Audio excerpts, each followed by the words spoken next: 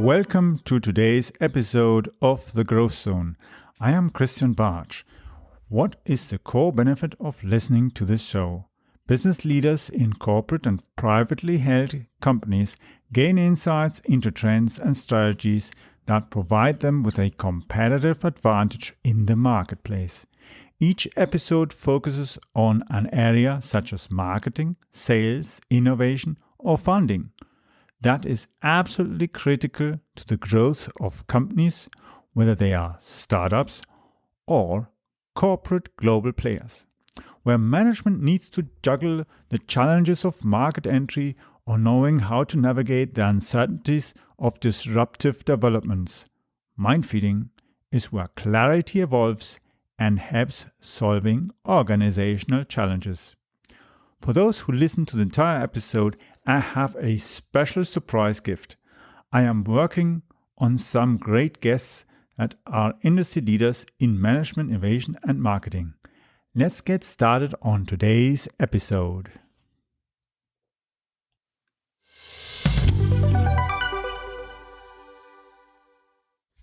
So, today I have with me Stacy Bahrenfuss. She's the founder and CEO of Catalyst Group and creator of the Limitless Realtors Circle, a professional training program for realtors.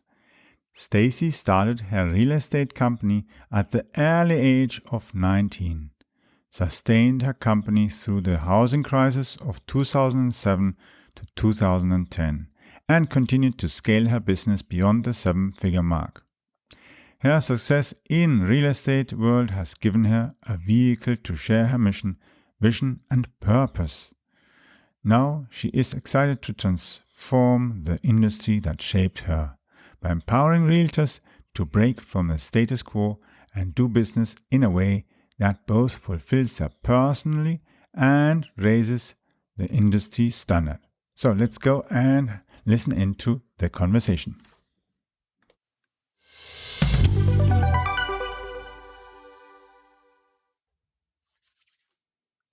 So today I am with Stacy Bahrenfuss and we'll be talking about how realtors can be empowered to build the business they desire with abundance and collaboration instead of scarcity and fear.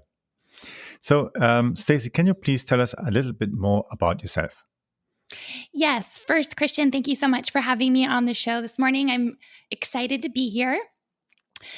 So a little bit about me is since a very early age, I have been fascinated with entrepreneurship and business building, leadership, and just looking at life from a different perspective. And that perspective is how can we position ourselves and prep ourselves to build a limitless life. And so limitless has really always been my word and theme. And so that's how I've approached life. And so again, from a very early age, I've, had a long list of things that I've wanted to, do and achieve and, have had a thrill doing so. I love to travel and, spend time with my Siberian Husky, Scarlet Jane, and, enjoy outdoors activities, hiking, camping, and mountain biking. And of course, love the lady side of things, spas, shopping, and the like.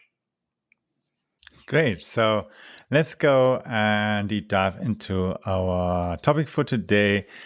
I've got a few questions just to help us go along our conversation. And the first question is, how can you start a real estate business while the economy is going into recession?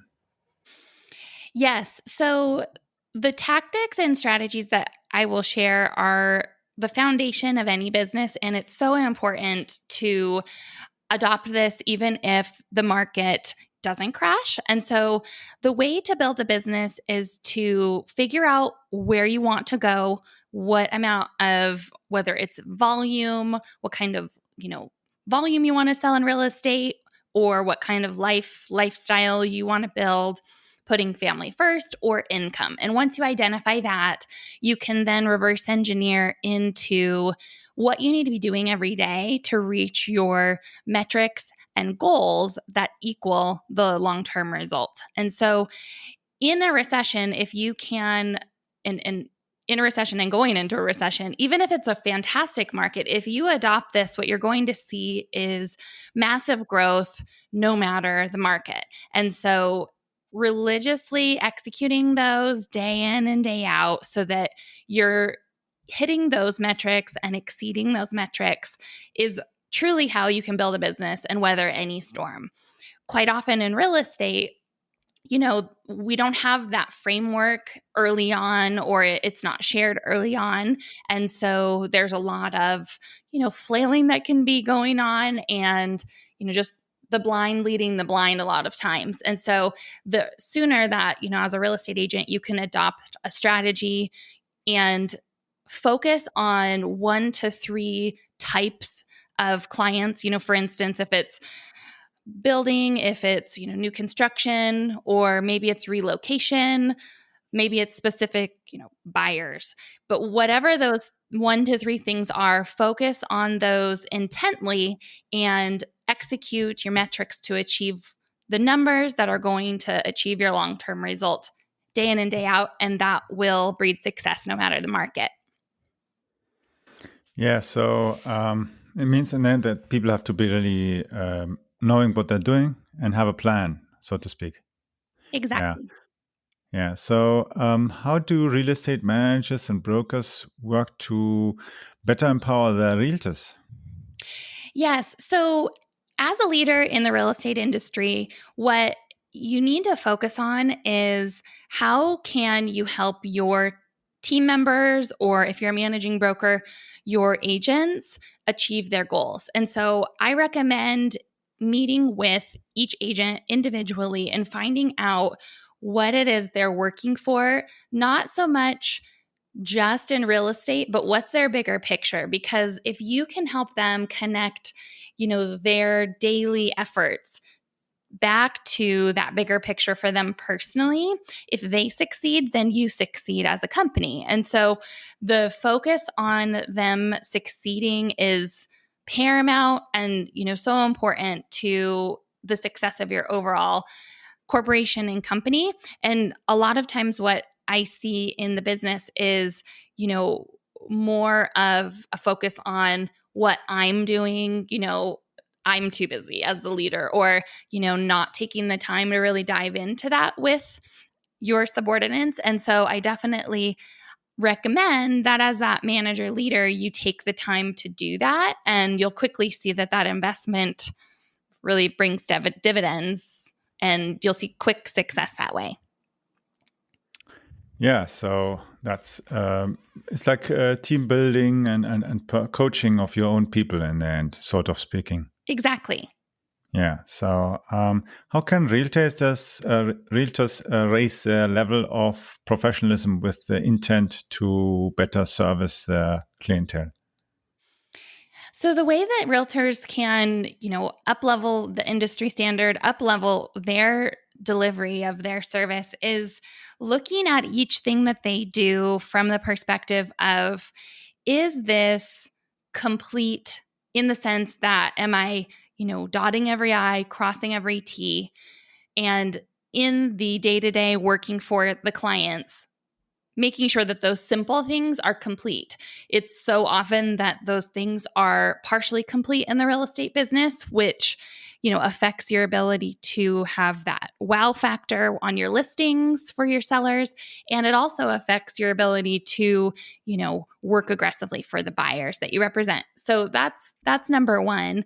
The other thing is to put yourself in your client's shoes and the other agent's shoes, the other professionals in the business. And what I mean by that is putting yourself in your client's shoes and what they're going through allows you to ensure you're understanding, leading them, and helping them every step of the way from their perception, not necessarily yours. And so what that does is it allows you to be more nimble for them, which is important in the real estate business because things are on and off the market quickly, and it's so important you're able to adapt. So that's really important. Now, the other side of that is putting yourself in other agents' shoes in the market.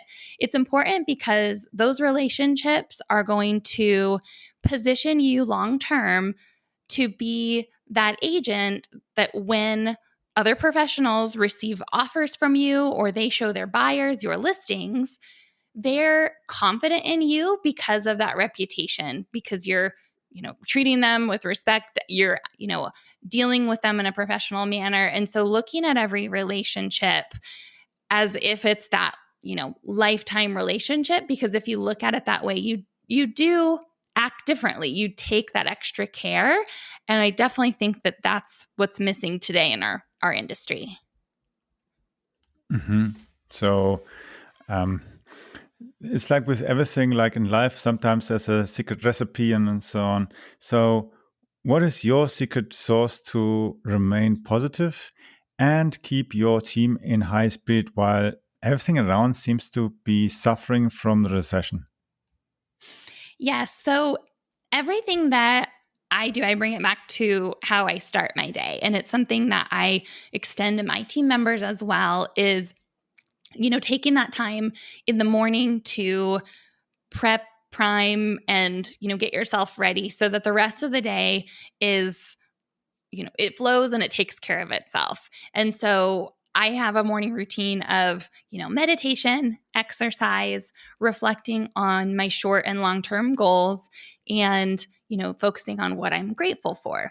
And I find that that helps me maintain that positive outlook. It helps me maintain energy, which, like, the old adage says, if my cup is full, everyone, I can truly give to others, my cup overflow, right? So for the other team members, I extend that to them just because if they start to struggle or, get in their heads about something, if they connect back to truth, which is that, time with yourself and get grounded, it's very, easy to then just flip that switch and get back into that positive frame of mind.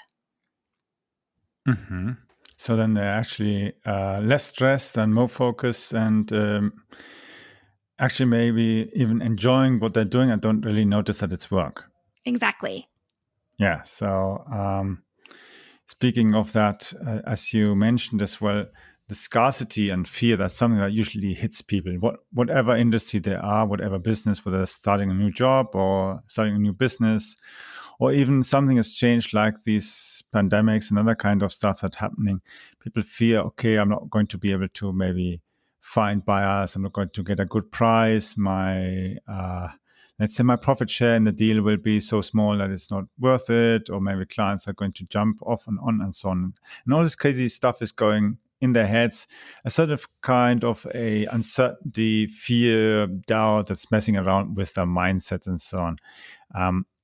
What do you do with your team to protect them against this kind of nutcase thinking that happens?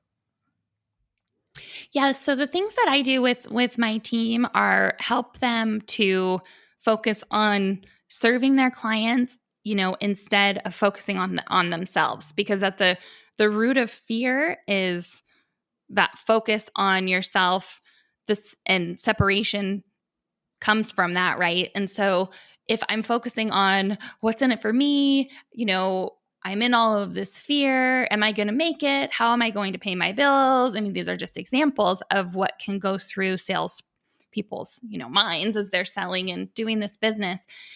And if they switch that mindset to serving the other, serving their client, and truly switch the mindset to, if I serve, I will always be taken care of. The money will come, the resources will come, the opportunities will come. And so switching from that scarcity mindset, it truly is a decision, and it's one that you can make today. It's one that in this moment you can make and decide to, focus on that serving others versus being stuck, in yourself and focusing on yourself. And also realize that, fear is something that isn't truly there. It's not a real thing. To clarify, there are real issues. There are, facts of a situation, but fear is an internal situation. And that's what we're talking about here. And so being able to see and make that distinction between what's fact and a situation you need to deal with, a challenge, and fear being separate, that helps you then make the decision to serve instead of staying in that scarcity mindset. Mm-hmm. So they can actually then really, if they focus on that and avoid all the fear, uncertainty, and doubt, they can then really use as well opportunities to do collaboration, even maybe with other agents of other brokers and so on, and do a deal because maybe one has a buyer, the other one has a seller, and maybe another one maybe has some company that can provide some additional value so that in the end the property is sold at a better value and the client who's buying the property gets exactly the building the way he wants it, because otherwise he wouldn't be building it or buying it, maybe, whatever. Right. And that, ability to surround yourself with qualified professionals, it just speaks volumes about you and provides such a different level of confidence to the table, to the client experience, that in turn up levels that experience and the industry one by one. Mm-hmm. And so let's say somebody was looking to find the right people to build, let's say, a complete new brokership. And what should they maybe focus on when they're building up their team and that? Yeah. So, I always look back on my journey and think, what would I do differently that could help someone, get to a certain point faster than I did? And I definitely would have spent a little more time in the beginning learning about leadership, because my ability to lead and build a team is, the secret sauce. So if, I'm not hiring the right people, or maybe, I'm struggling in delegating or truly empowering different people, that's just going to build it and then it will fall and it will repeat. And so I think spending time on leadership, on, understanding how to build a team, there are a lot of resources out there, whether it's a team or a broker, and look at those models, but also look at what is your model? What is the model that, maybe it's a hybrid, your model and the models that you learn about in the marketplace, but make sure that it is authentic and it is something that you can fully, buy into. Because one thing that can happen a lot, and that happened to me, is you run with a model and you get it to a successful point and you can realize that, oh gosh, that's actually not the long-term play I want to make. And so spending that time again, on yourself, how you're going to lead, the kind of person, that you're going to show up as, and then spending time on what is the model you want to run. And then from there are a lot of great resources on, hiring the right buyer's agents or listing agents out there so that you can work with other companies and resources to build that team and delegate the things that maybe are outside of where you want to focus. Yeah, that was great having you on the show, Stacy. If people want to get in contact with you or find out more about maybe how you can maybe help them as well get on, where can they reach you? Yes. So my last name, being that it's a long German last name, a lot of people call me Stacy B. And so the website that you can find out more information is limitlesswithstacyb.com. Cool. Then I hope people will go either re-listen and just write it down again. So Stacy, what was it again? Limitlesswithstacyb.com. Cool. That's definitely good. So it was great having you, and I'm sure we'll be talking soon again on a similar subject. Thank you so much, Christian.